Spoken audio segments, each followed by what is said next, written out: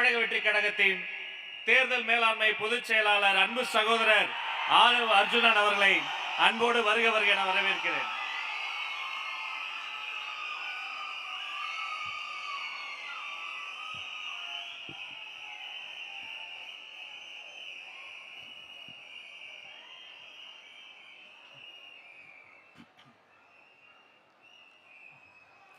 தெய்வத்தால் ஆகாதெனினும் முயற்சிதன் மெய்வருத்த கூலி தரும்.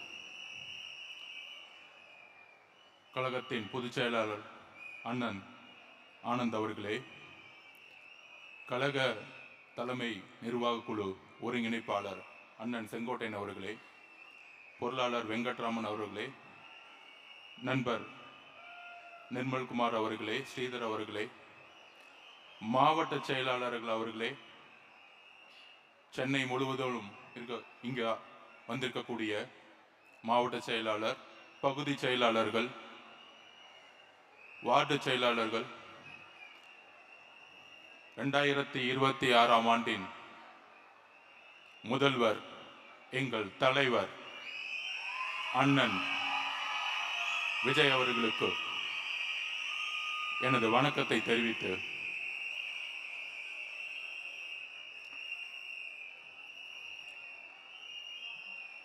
சென்னை எல்லோருக்கும் ஒரு முகவரி. திருச்சியில் படிச்சுட்டு சென்னையில் 1999 இங்கே இருக்க நேரு ஸ்டேடியத்தோட ஸ்போர்ட்ஸ் ஹாஸ்டலில் வந்து பயணம், கவர்மெண்ட் ஸ்போர்ட்ஸ் ஹாஸ்டலில் என்னோட பயணம் ஆரம்பிச்சிச்சு. அன்றையிலிருந்து சென்னை என்னுடைய முகவரி, என்னுடைய இருப்பிடம், பிறப்பிடம் திருச்சி, என்னுடைய முகவரி சென்னை. இங்கிருந்தான் வளர்ந்தேன், முகவரி கொடுத்தது சென்னை. ஆனா அந்த சென்னை இப்ப எப்படி இருக்கு உங்களுக்கே தெரியும். இந்த சென்னையில 16 எம்எல்ஏக்கள், 4 அமைச்சர்கள். ஒரு அமைச்சர் நடந்துகிட்டே இருப்பார், முதலமைச்சர் முன்னாடி பின்னாடி. சைதாப்பேட்டை எம்எல்ஏ மா சுப்பிரமணியன். அடுத்தது இந்த தொகுதியோட எம்எல்ஏ திரு உதயநிதி ஸ்டாலின் அவர்கள், துணை முதலமைச்சர். அப்புறம் நம்ம சேகர் பாபு அவர்கள், அப்புறம் நம்மளுடைய முதலமைச்சர் ஸ்டாலின் சார் அவர்கள். 4 அமைச்சர்கள் இருந்து சென்னை எப்படி இருக்கு நீங்களே சொல்லுங்க.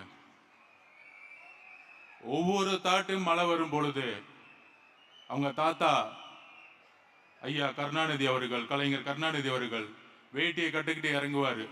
ஒரு போட்டோ அடுத்து தினத்தந்தியில வரும். ஆஹா, இந்த மக்களுக்கு எவ்வளோ உழைக்கிறாரு. வெள்ளம் வரும் பொழுது சாப்பாடு கொடுக்குறாரு, அரிசி கொடுக்குறாங்க, வேஷ்டி கொடுக்குறாங்க. நம்ம பார்க்கும்போதெல்லாம் தெரியும், பரவாயில்லையே, மக்களோட மக்களா இருந்து இவ்வளோ கஷ்டப்படுறாங்களே வெள்ளம் வரும் பொழுது. சரி, ஓகே, அவங்க தாத்தா தான் இருந்தாரு. அடுத்தது அவர் மகன் வந்தாரு, ஐயா மு.க. ஸ்டாலின் அவர்கள். அவர் இப்ப பேண்ட் போட்டுக்கிட்டு மலையில நடந்துகிட்டு மக்களோட மக்களாக இருக்கிறேன்னு திருப்பியும் ஒரு செய்தி. அதுக்கப்புறம் அவருடைய பேரன், கலைஞருடைய பேரன் உதயநிதி மழை வரும்போதெல்லாம் இறங்கி நடந்துகிட்டு இருக்காரு. ஆனா சென்னை வாழ் மக்களுடைய பிரச்சனைகள் தீர்ந்ததே கிடையாது.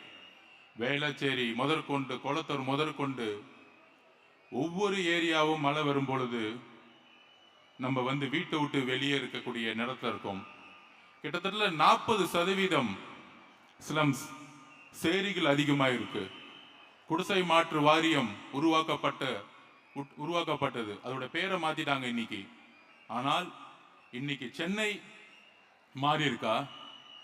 பூர்வக்குடி மக்களா இருக்கக்கூடிய ஒடுக்கப்பட்ட ஆதி திராவிடர் மக்களுடைய நிலைமை மாறி இருக்கா? இன்னைக்கு எதுவுமே மாறல. ஒவ்வொரு வருஷமும் கூவத்திலையும் அடையாறுலையும் வெள்ளம் வரும் பொழுது மக்கள் எப்பயுமே வெளியே வந்துட்டே இருக்கிறாங்க. இப்ப இந்த 16 தொகுதியிலும் அவங்களுக்கு ஒரு நினைப்பு இருக்கு. 1962 இருந்து சென்னை திமுகவோட கோட்டை, யாராலையும் அசைக்க முடியாது அப்படின்னு ஒரு பிம்பத்தை உருவாக்கி வச்சிருக்காங்க.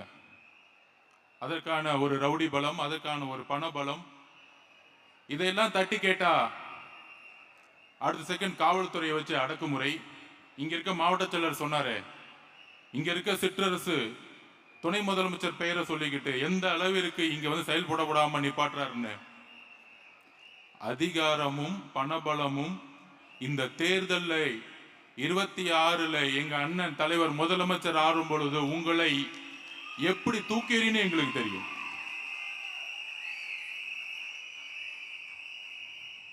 அப்ப எவ்வளவு பிரச்சனைகள் சென்னையில.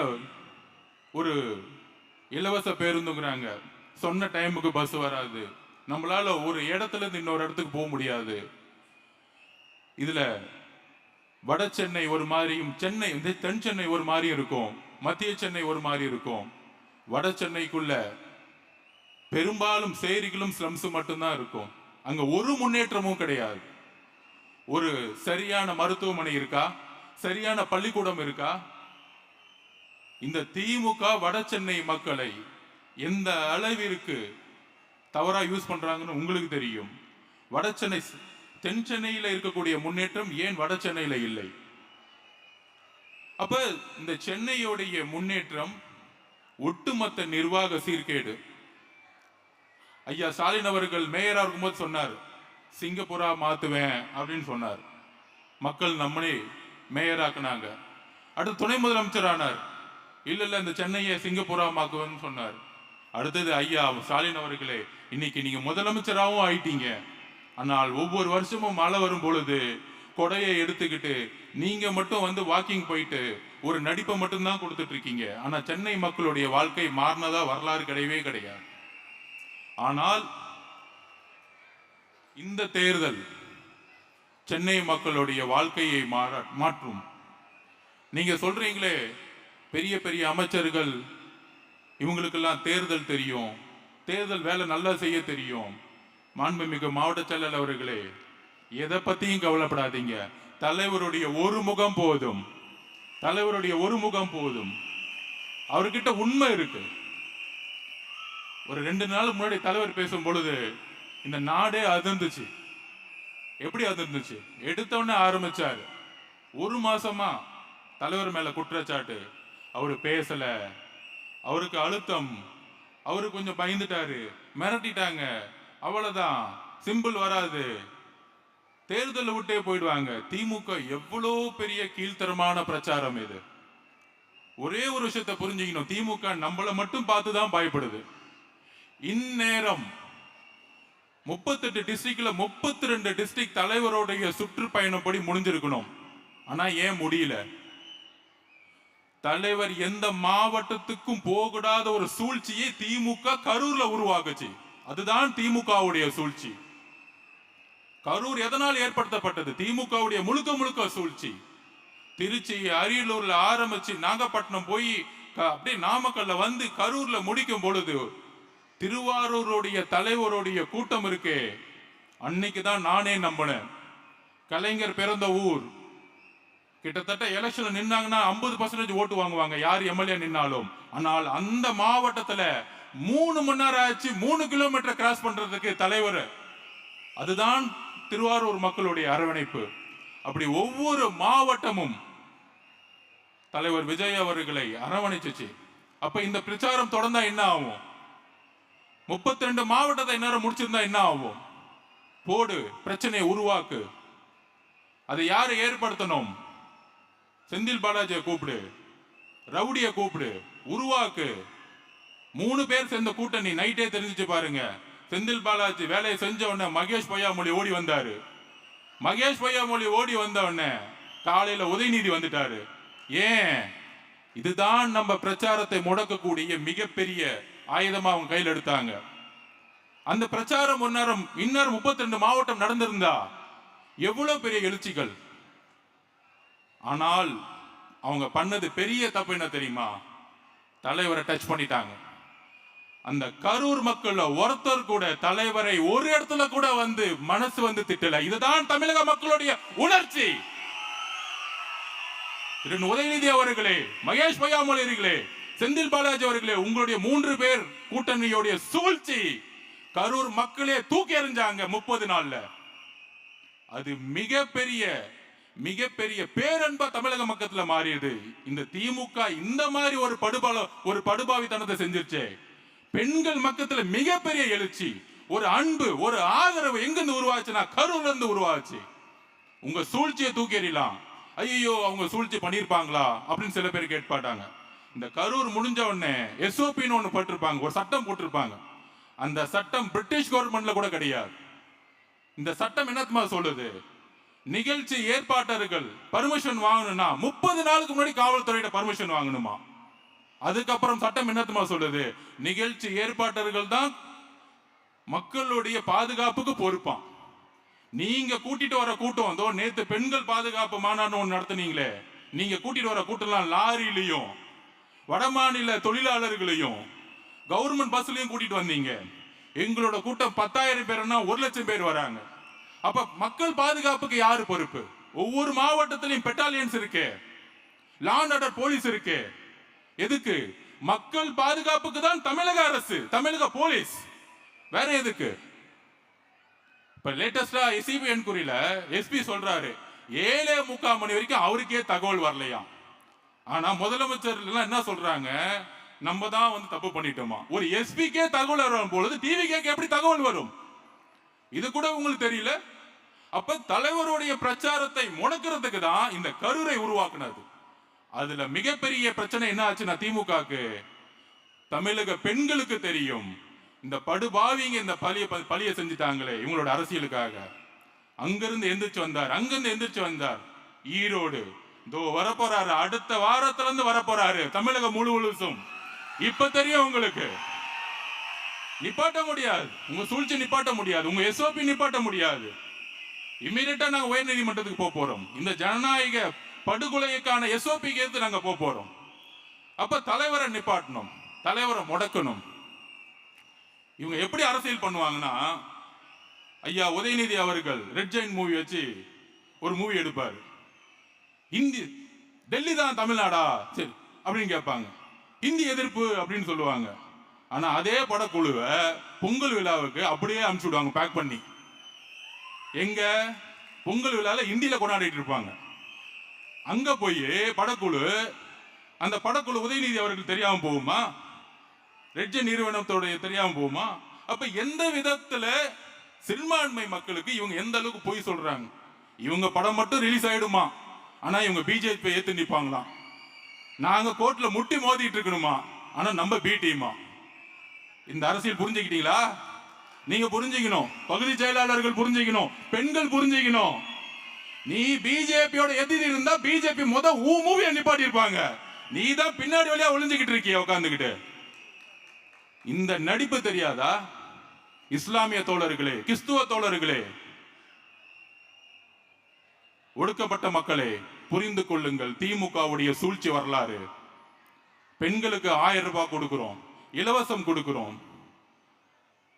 ஒரு கோட்டர் இப்பதான் கேட்டேன், எவ்வளவு விலைன்னு கேட்டேன். அதுல 4 மாவட்ட செயலருக்கு எவ்வளவுன்னு தெரியல. நான் கேட்ட உடனே இப்பதான் நம்ம பசங்க கேட்டு வந்தேன். வந்த உடனே சொன்னாங்க, அண்ணன் ஒரு கோட்டர் 160 ரூபாண்ணே அப்படின்னு.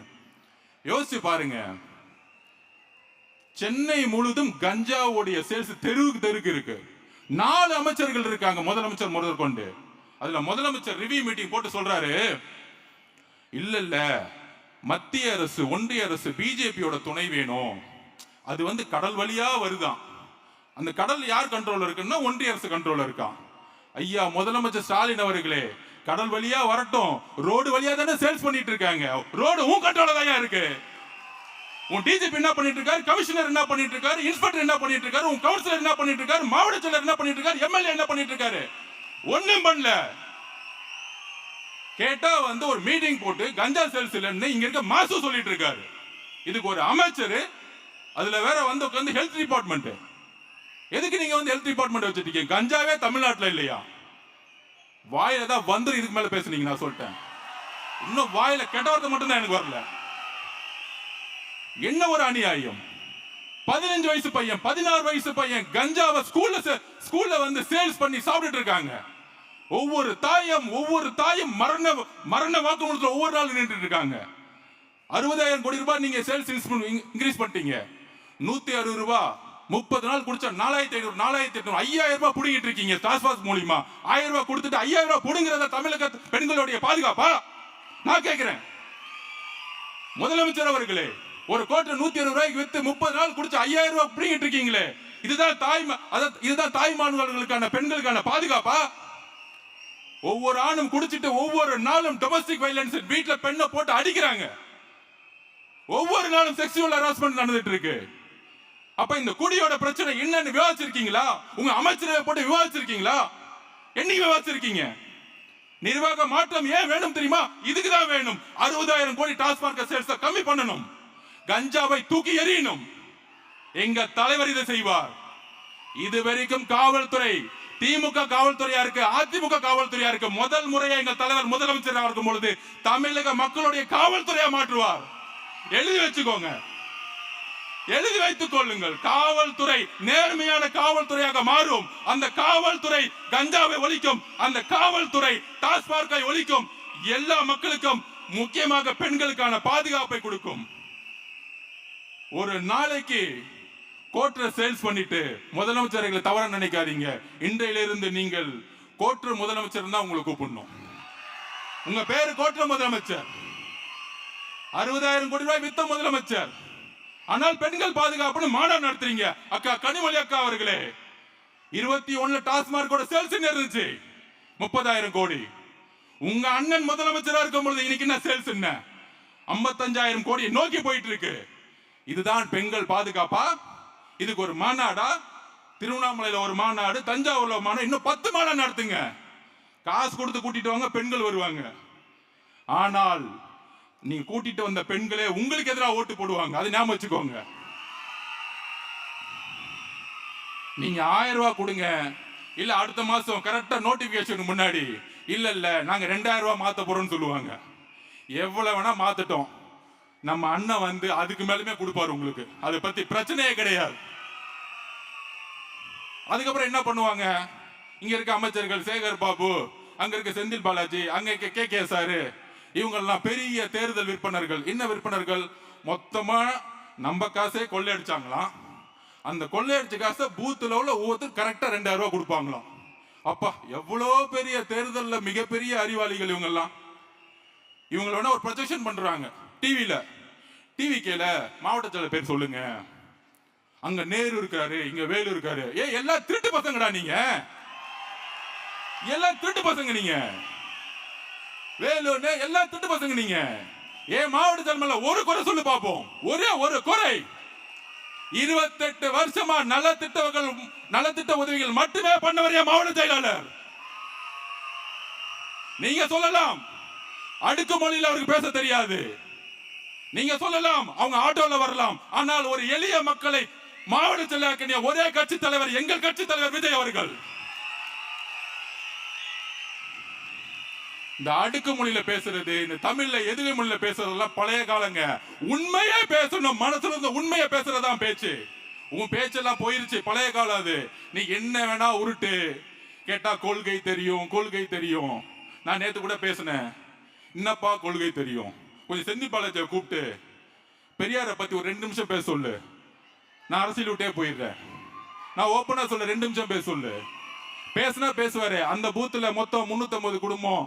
அந்த பூத்துல 2000 ரூபாய் கொடுத்தா எவ்வளவு காசு வேணும்? அதுக்கு டாஸ்மார்க்ல 10,000 ரூபாய் 10 ரூபாய் கொடுங்க, அதுல இருந்து நான் எடுத்துக்குவேன். அதுல உங்களுக்கு ஃபேமிலி கட்டிங் மினிஸ்டர் தான் உங்ககிட்ட இருக்கிறாங்க. செட்டிங் மினிஸ்டர் தான் உங்ககிட்ட இருக்கிறாங்க. கட்டிங் மினிஸ்டர், செட்டிங் மினிஸ்டர்ஸ் உங்ககிட்ட இருக்கிறாங்க. மாவட்ட செயலாளர் எப்படி இருக்கிறாங்க? எல்லாம் கூட்டு கலவானீங்க.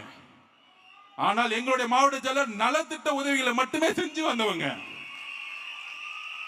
நீ எதுல வேணா போ, ரோட்ல நடந்தே பிரச்சாரம் பண்ணி அவங்க ஜெயிப்பாங்க. நீ எதுல வேணா போ, ஓட்டுக்கு 2000 ரூபாய் கொடு, 3000 ரூபாய் கொடு, மக்கள் வாங்குவாங்க. தமிழக மக்களை, பெண்களை ஒன்னே ஒண்ணுதான் சொல்றேன், 2000 ரூபாய் கொடுப்பாங்க, 3000 ரூபாய் கொடுப்பாங்க. அடுத்த 15-20 வருஷத்துடைய வாழ்க்கையுடைய தலையத்தை நிர்ணயிக்கக்கூடிய தேர்தல் இது. இன்னொரு முறை திமுக வந்தால் பெண்கள் ரோட்ல நடமாட முடியாது. உண்மையா சொல்றேன், பெண்கள் ரோட்ல நடமாட முடியாது. அந்த அளவுக்கு கஞ்சா சேல்ஸ் இருக்கும். நீங்க நினைக்கிறீங்களா? நீங்க நினைக்கிறீங்களா கஞ்சா சேல்ஸ் திமுக எம்எல்ஏ தெரியாம நடக்கும் நினைக்கிறீங்களா? நீங்க ஒரு சின்ன வீடு கட்டுங்க, ஒரு செங்கல் இருக்குங்க, கவுன்சிலர் ஓடி வந்துருவார். அது என்ன எனக்கு தெரியாம எப்படி வீடு கட்டுவீங்க? கேட்கிறாங்களா இல்லையா? ஒரு சின்ன வீடு. திமுக கவுன்சிலர் பத்தி நான் சொல்றேன், எனக்கு தெரியும் அந்த கட்சியை பத்தி. எம்ஜிஆருக்கு அப்புறம் எனக்கு மட்டும் தான் தெரியும். அது எப்படி வீடு கட்டுறீங்க? அது எப்படி வந்து நீங்க பிளாட் கட்டுறீங்க? அது எப்படி வந்து ரோடு போடலாம்? கான்ட்ராக்டர் வா 2% கொடு, ஐயா அமைச்சர் கொடுக்கணும், அமைச்சர் முதலமைச்சர் கொடுக்கணும், இப்படியே போயிட்டு இருக்கு வரிசையா. நீங்க மதுரையில மேயரை வந்து அரெஸ்ட் பண்ணாங்க, அவர் ஹஸ்பண்ட. ஏன் தெரியுமா அரெஸ்ட் பண்ணாங்க? நேருக்கே தெரியல, என்னடா நமக்கு தெரியாமல 200 கோடி ரூபாய் அடிச்சிருச்சு, நம்ம கலெக்ஷன் வரலையே, நம்ம கட்டிங் வரலையே, அப்ப தூக்கி அந்தமா போடு. ஏதோ மதுரையில மட்டும்தான் கரப்ஷன் நடந்துட்டு இருக்கான், சென்னையில வந்து கரப்ஷனே நடக்கலையா. நம்மளுடைய தூய்மை பணியாளர்கள் கதறாங்க, போராடுறாங்க, தூக்கி எறிகிறாங்க, நட்டோட்ல நிக்கிறாங்க. ஆனா எதிர்கட்சி தலைவராக இருக்கும்போது என்ன சொல்லுவாரு? ஐயோ பாவம், தூய்மை பணியாளர்கள்லாம் என்னுடைய தங்கை, என்னுடைய அக்கா. என்ன நடிவு பாத்தீங்களா? ஆனா அந்த அக்காவை தங்கை தூக்கி போட்டு கூலி படம் பார்த்துட்டு இருப்பாங்க. இதுதான் இவங்களுடைய எமோஷன். எதிர்கட்சியா இருக்கும் பொழுது நடிப்பு, ஆளுங்கட்சியான ஒரு மிதி, இவ்வளவுதான். அப்ப இந்த சென்னை ஏன் பிடிச்சி வச்சிருக்காங்க தெரியுமா? எப்பயுமே சென்னையில 16 தொகுதி தமிழ்நாடு முழுசு நாங்க ஜெயிச்ச மாதிரி அர்த்தம். எழுதி வைத்துக் கொள்ளுங்கள்.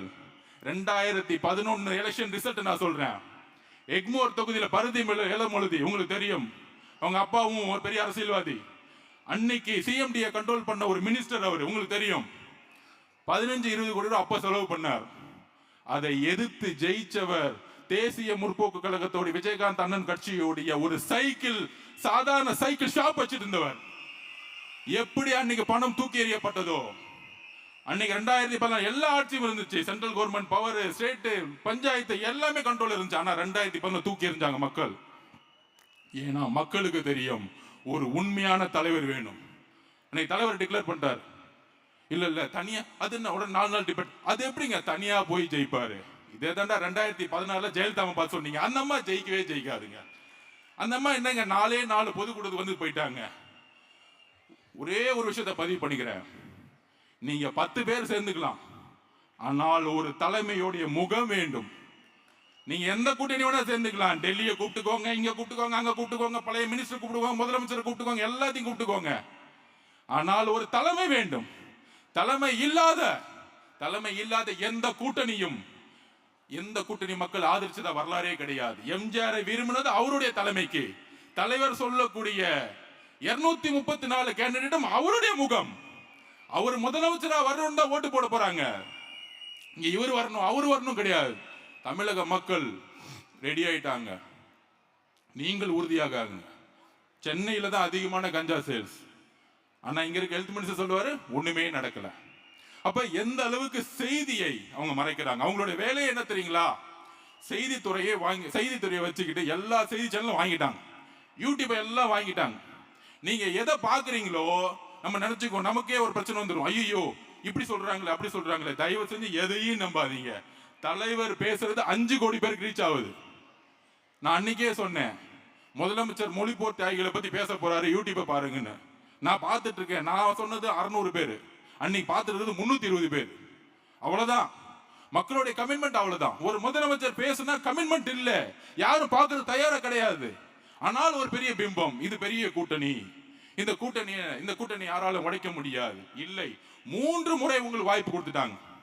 3 முறை வரலாற்றில் வாய்ப்பை உருவாக்கிய கட்சிகள் அடுத்த எலெக்ஷன்ல படுதோல்வி அடைஞ்சிருக்காங்க. இது வரலாறு.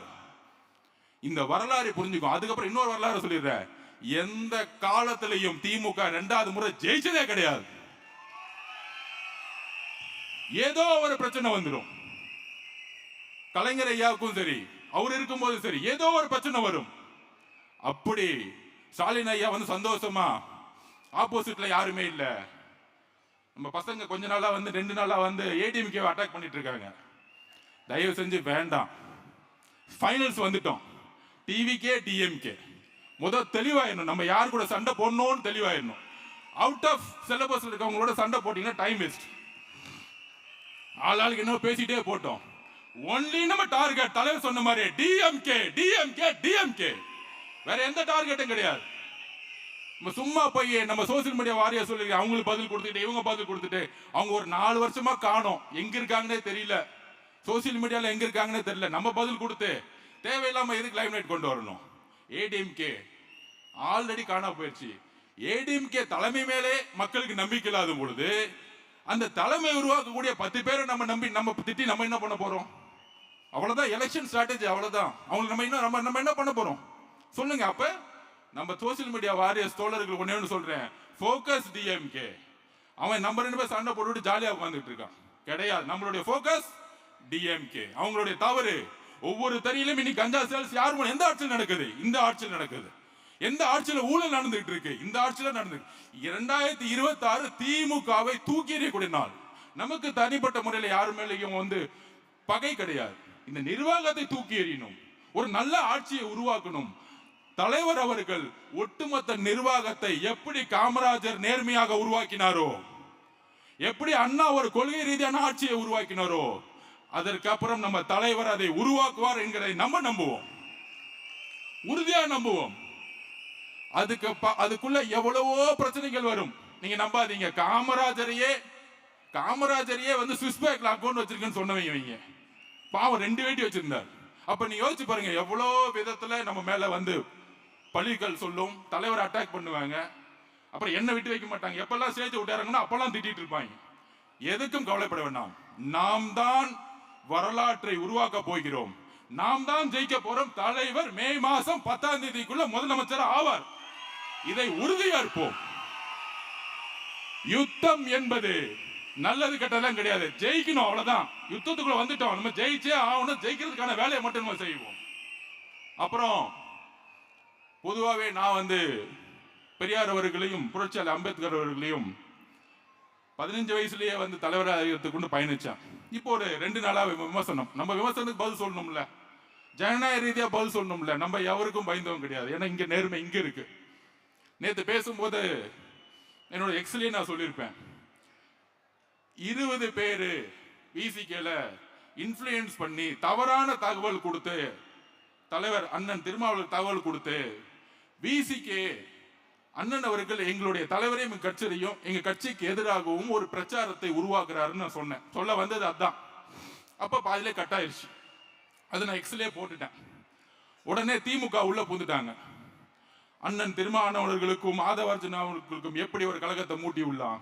நான் இன்றைக்கும் உறுதியாக சொல்லுகிறேன், என்னுடைய கொள்கை ஆசான் அண்ணன் திருமாவளவன் அவர்கள். எனக்கான முகவரியை கொடுத்தது அண்ணன் திருமாவளவன் அவர்கள். என்றைக்கும் ஆதவர்ஜுனா நன்றியை மறந்தது கிடையாது, யாருக்கும் துரோகம் செஞ்சது கிடையாது. இதை நான் பதிவு பண்ணுகிறேன். அதே மாதிரி மார்க்சிஸ்ட் கம்யூனிஸ்ட் கட்சியோட தோழர் சண்முகம் அண்ணன், அதே மாதிரி KP பாலகிருஷ்ணன் அவர்கள் தங்களுடைய வாழ்க்கையை இந்த சமூகத்திற்காக அர்ப்பணித்தவர்கள். இவங்களுக்கும் நமக்கும் எந்த விதமான வேறுபாடும் கிடையாது. கொள்கை அளவில் அரசியல் வேறுபாடு இருக்கலாம். கிட்டத்தட்ட 2 வருஷம் அண்ணன் திருமாவளவனுடைய பயணம், அவர்கிட்ட நிறைய கத்துக்கிட்டு இருக்கேன். ஆனால் அரசியல் வேறுபாடு இருக்கு. என்ன அரசியல் வேறுபாடு? இன்றைக்கு என்ன பிரச்சனை? டிவி கேக்கும் பிசி கேக்கும் என்ன பிரச்சனை? அரசியல் ரீதியாக ஒன்றும் கிடையாது. ஆனால் 4.5 வருடம் அண்ணன் திருமாவளவர்களுக்கான மரியாதை என்ன? இந்த ஆட்சியில் என்ன வாரியங்கள் கொடுக்கப்பட்டது விசிகேக்கு? அதற்கப்புறம் வேங்கவேல் பிரச்சனை ஆகட்டும், வடகாடு பிரச்சனை ஆகட்டும், மதுரையில் கொடிகம்பம் ஏற்றும் போது அரசு பண்ணதாகட்டும், என்ன மரியாதை கொடுக்கப்பட்டது? அது ஒரு உணர்வுள்ள மாணவராக நான் கேட்கிறேன். அவ்வளவுதான் வித்தியாசம். சோ அதனால திமுகவுடைய இந்த சூழ்ச்சிகளுக்கெல்லாம் நாங்க கரெக்டா விட கொடுத்துட்டு போயிட்டே இருப்போம். அண்ணன் திருமாவளவன் அவர்களுடைய என்னுடைய மனசு அவருக்கு தெரியும், அவருடைய மனசு எனக்கு தெரியும். எங்க 2 பேத்துக்குள்ள எந்த காலத்திலும் பிளவு வருவதற்கு வாய்ப்பு வரதே இல்லை. ஏனென்றால் அவர் எனக்கு ஆசான், நான் அவருக்கு மாணவன். இதை எப்பொழுதும் நான் உணர்ந்து கொண்டிருக்கிறேன். அதை நான் பதிவு செய்ய விரும்புகிறேன். சோ நம்ம யுத்தத்துக்கு ரெடியாவோம். தலைவர் அவர்கள், நான் திருப்பியும் சொல்றேன், எப்படி NTR கட்சி ஆரம்பிச்சு இந்த வேட்பாளர் யாரு, அந்த வேட்பாளர் யாரெல்லாம் மக்கள் கேட்கல, ஜெயிக்க வச்சுட்டு போயிட்டே இருந்தாங்க. அதே மாதிரி ஆந்திரால எப்படி NTR வரலாற்றை உருவாக்கினாரோ அதுக்கான தேர்தல் தான் இது. நீங்க பயப்பட வேண்டாம், யோசிக்க வேண்டாம். நிறைய பயப்படுத்துவாங்க. அவரு ரவுடிசோ, இவர் பணம் வச்சிருக்காங்க, அந்த பணம் போலும் ஒண்ணுமே கிடையாது. மக்கள் முடிவு பண்ணா தூக்கி போட்டு போயிட்டே இருப்பாங்க. 2026 மட்டுமல்ல, 2026, 31, 36 போயிட்டே இருப்போம். நம்ம அதுக்கான பணி